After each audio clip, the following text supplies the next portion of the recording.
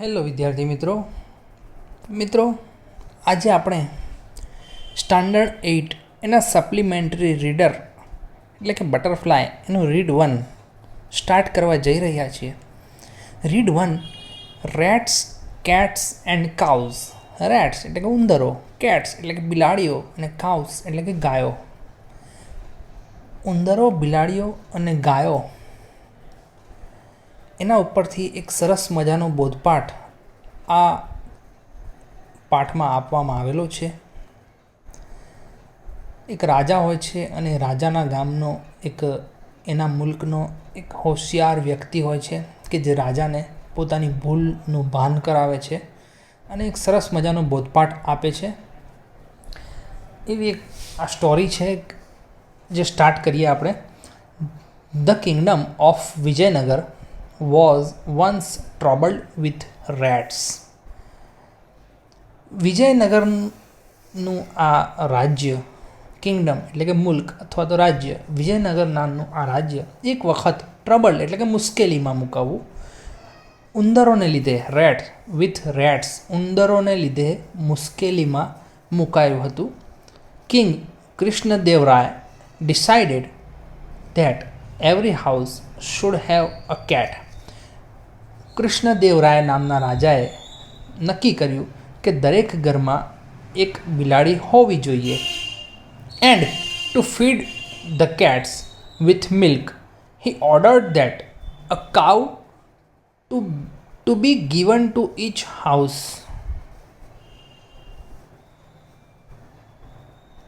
અને એણે દરેક ઘરમાં એક બિલાડી હોવી જોઈએ. And to feed the cats with milk, અને બિલાડીને ખવડાવવા માટે જે બિલાડીને દૂધ ખવડાવવામાં આવે.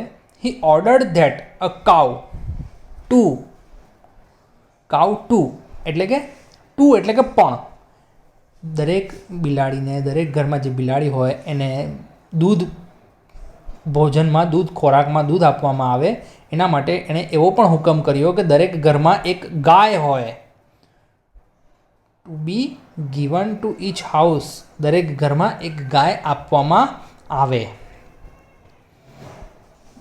આવો એક હુકમ કર્યો. હવે રાજાનો હુકમ એટલે કે પ્રજાએ માનવો જ રહ્યો. દરેક ઘરમાં એક બિલાડી હોય, એને દૂધ પીવડાવવામાં આવે અને એના માટે દરેક ઘરને એક ગાય આપવામાં આવે તેવો હુકમ થયો. તો આગળ જોઈએ સેકન્ડ નંબરનો paragraph. Tenali Raman thought that the whole idea was stupid. Thought એટલે કે વિચારવું. તેનાલી રામને એવું વિચાર્યો કે હોલ એટલે કે આખો, આઈડિયા એટલે કે વિચાર, આખો વિચાર, વોઝ સ્ટુપિડ એટલે કે મૂર્ખામી ભરેલો હતો. And thought of a plan to teach the king a lesson, અને એણે એવું વિચાર્યું કે આ મૂર્ખ વિચાર બદલ રાજાને પાઠ ભણાવવો જોઈએ. લેસન એટલે કે પાઠ ભણાવવો, શિખામણ આપવી જેને કહીએ. On the very first day he gave his cat boiling hot milk in a bowl એટલે કે પ્યાલો. બોઇલિંગ હોટ મિલ્ક એટલે કે ઉકળતું દૂધ આપવામાં આવે. On a very first day, પ્રથમ દિવસે તેણે તેના ઘરમાં જે બિલાડી હતી એને ગરમ ઉકળતું દૂધ પ્યાલામાં આપ્યું. The poor animal burned its mouth and ran away. હવે એવું ગરમ દૂધ આપ્યું. જાનવરને થોડી ખબર હોય કે આ ગરમ છે કે ઠંડુ છે. એણે તો તરત જ મોઢું નાખી દીધું એ બાઉલમાં, તપેલીમાં, અને એનું મોઢું બળ્યું. એને ગરમ લાગ્યું. ત્યાંથી તરત જ એ બિલાડી ભાગી ગઈ. The king made ઇન્સ્પેક્શન્સ all over his Kingdom. રાજાએ આ હુકમ કર્યો, એનું પાલન થાય છે કે નહીં એ જોવા માટે એક ઇન્સ્પેક્શન કર્યું. આખા રાજ્યમાં ફર્યા. And was happy to C healthy cats everywhere. અને તેઓએ જોયું કે દરેક જગ્યાએ, દરેક ઘરમાં જે કેટ્સ એટલે કે બિલાડીઓ છે એ હષ્ટપુષ્ટ છે, ખૂબ હેલ્ધી છે. તેઓ આ જોઈને ખુશ થયા.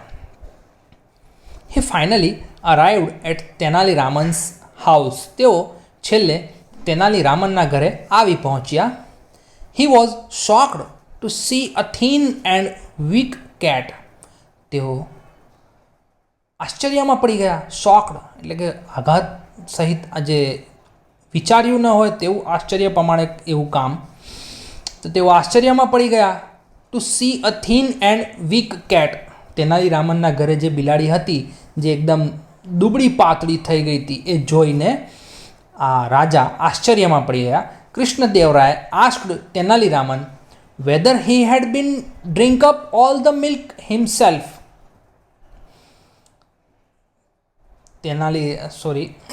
રાજા કૃષ્ણદેવરાયે તેનાલી રામનને પૂછ્યું whether he had been drink up all the milk himself, કે ભાઈ આ બિલાડીને આપવા માટેનું દૂધ શું તું તો નથી પી જતો?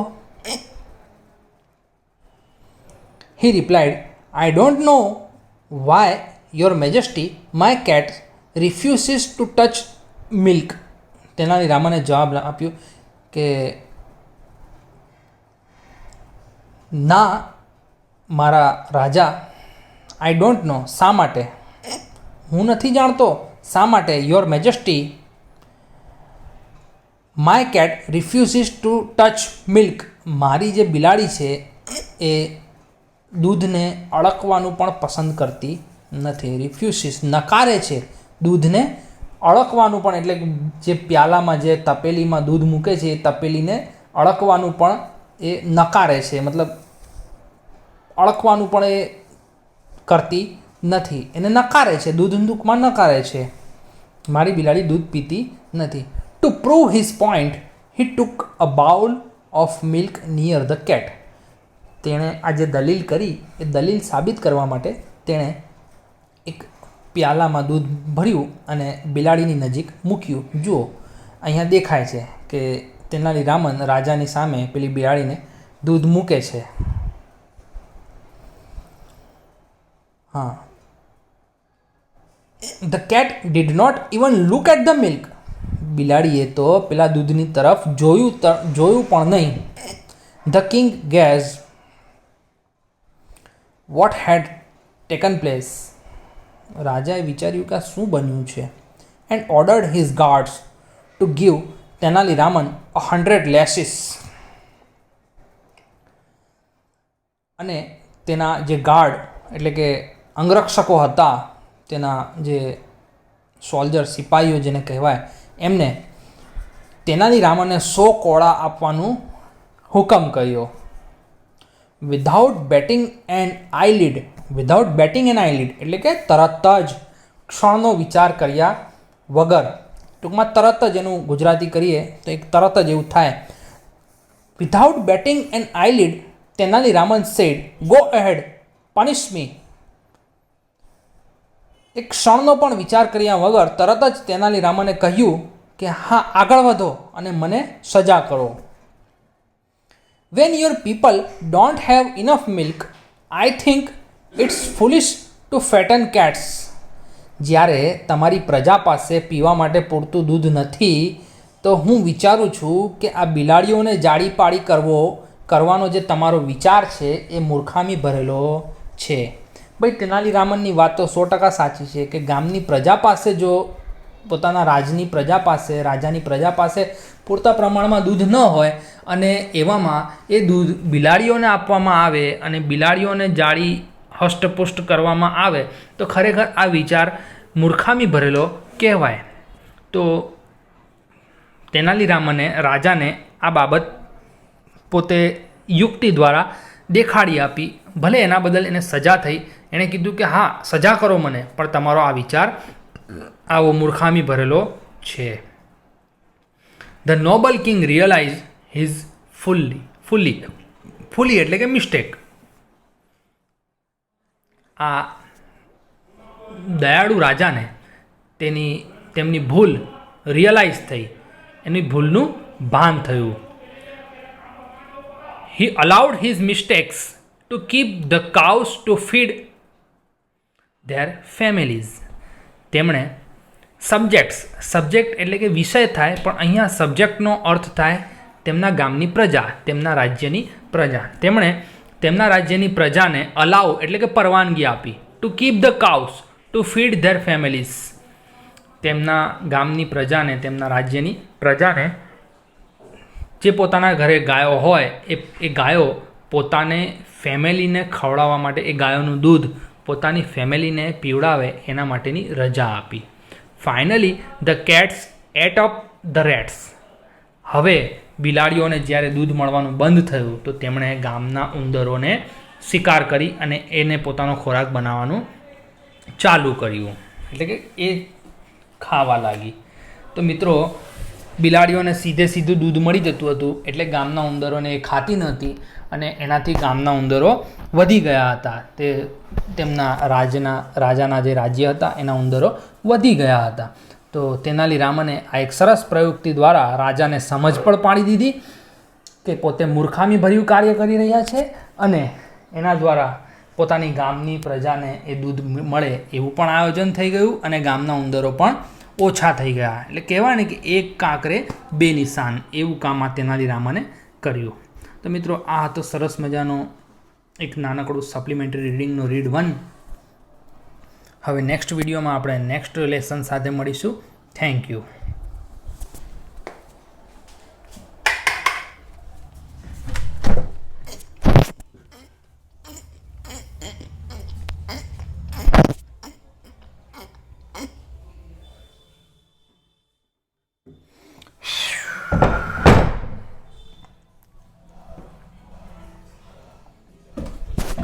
બાપુજી,